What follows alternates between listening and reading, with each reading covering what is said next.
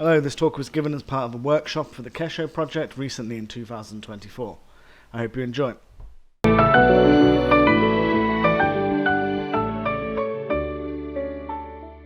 The aim of Maasai Mara National Reserve is to establish conservancies in all these areas under this boundary, the black one.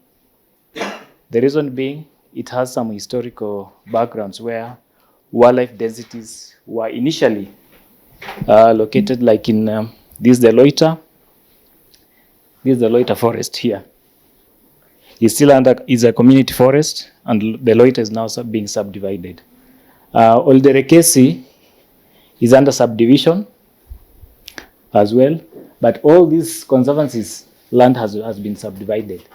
Here was a wild beast breeding site. All the wild beasts from Tanzania, Serengeti, they used to come to here to breed, but now because of the fences, all these areas they have closed all the movement of wildlife. Now all the red at the fences. People started fencing. Sababu walipewa mashamba. It was now freeholds. You have your land, you can do whatever you want with your land. And now that's the result. The Loiter, yenye tulikuwa nasema, it's now here.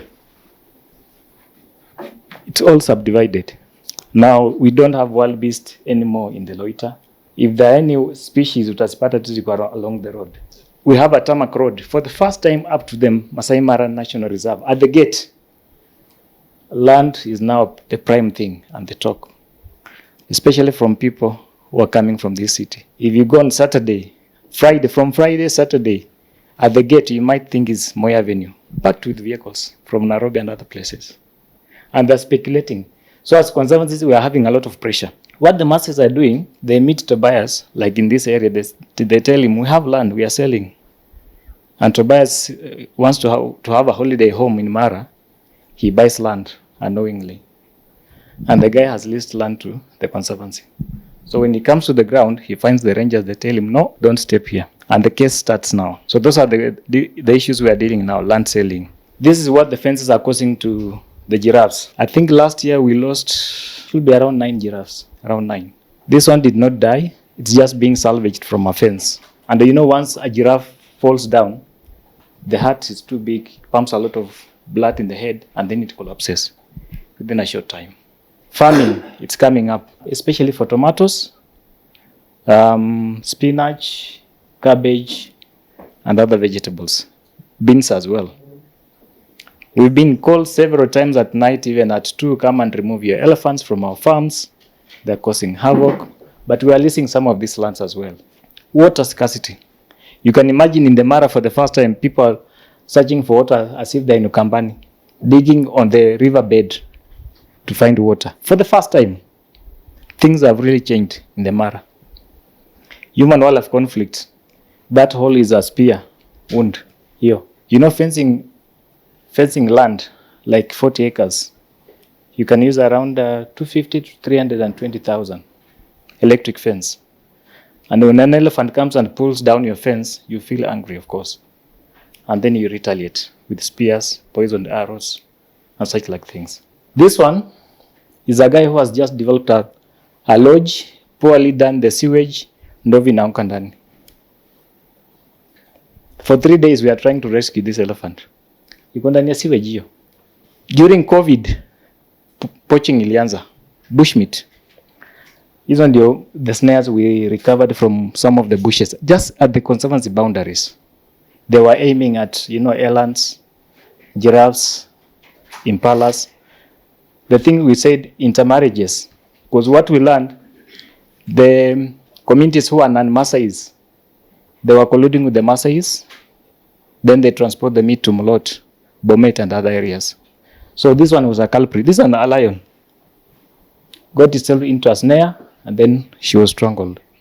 But luckily, one of the snares killed one of Maasai's cows. So unajua Maasai ukishika ng'ombe, then umeshika live wire. Livestock numbers. Whenever we pay Maasai money for leases, because they're leasing that conservancy land, and they get a lot of money, 42,000 per month. Immediately anapata pesa, the first thing he thinks, let me increase my livestock. However, you try to explain whether to invest in a building in Narok or where. For them, that's not a priority. So hizi zimekuja conservancy. They have come to Mara Siena Conservancy. This was 2017. There's no water. You can imagine, this is just one group. And there are several. Because cows from even Kajiado, Amboseli, during drought, they come to Mara.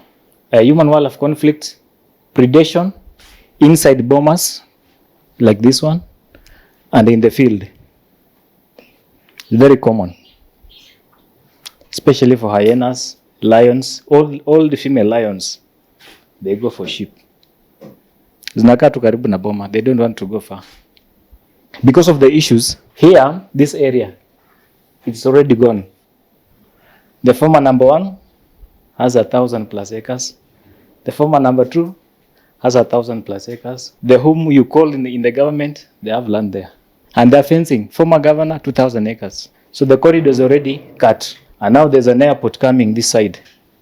Here called Kawai. Immediately they announced, we are going to do an airport. Someone rushed and bought land, 20 acres in the conservancy, and put a fence. What happens? Unlike Yvonne's approach, mine, there are around 22 participants, so they just divided themselves into 4 groups to do the different scenarios. So they identified so many challenges, but I just picked these ones. So climate change, because they were saying, so dry nowadays, it's too hot. You know, even I was really shocked to see elephants going under shade. I've never seen for the first time. Because Mara we usually operate around 26, 28. We are now at 33 degrees. So things are changing. Population densities are increasing. Deforestation outside, you know, is a dryland forest open. People use it to make bomas, cow sheds, selling timber. Of course, there's emerging land use policies. Luckily, that one we are now secure because the Narok County just passed today the spatial plan, the Narok County management plan, Maasai Mara national plan, and then the ecosystem management plan. So for the ecosystem, it's outside in the Greater Mara ecosystem, which I showed you. There's degradation because of livestock numbers and densities. Mass tourism. I think we are reaching a point where Maasai Mara cannot accommodate a lot of tourism. And more often, the tourists harass a lot of species. So when they were ranking the scenarios, population growth was the first thing they said. Because each household has around minimum 7. Those who have gone to school, maybe they're now thinking about 4 or 5. Climate change, drought is persistent. We are now facing a lot of challenges. Even now, today, there's a lot of pressure of livestock because of drought. Unplanned development. Several times I've stopped people from Nairobi coming to build lodges in the conservancy where I work. Several times. In fact, we have court cases. Mass tourism, that one they have just to think for a formula to handle it. And then pollution. That's how they rank the issues. My first research question is, what contemporary land uses exist across the Mara? Because we have conservation under conservancies, which is a big movement. We have other people who have just fenced their land and they are selling the grass, not harvesting as hay. They just sell. You pay 2,000 per cow per month. So what's driving all these changes? That's what I want to know. Then what will happen at 2030 and 2063? From 2021, that's when I started my PhD. So that's my timeline. My base year is 2021, looking at 2030 and then 2063. Then for conservancies, we have leases, and most of the leases run from 15 years to 25 years.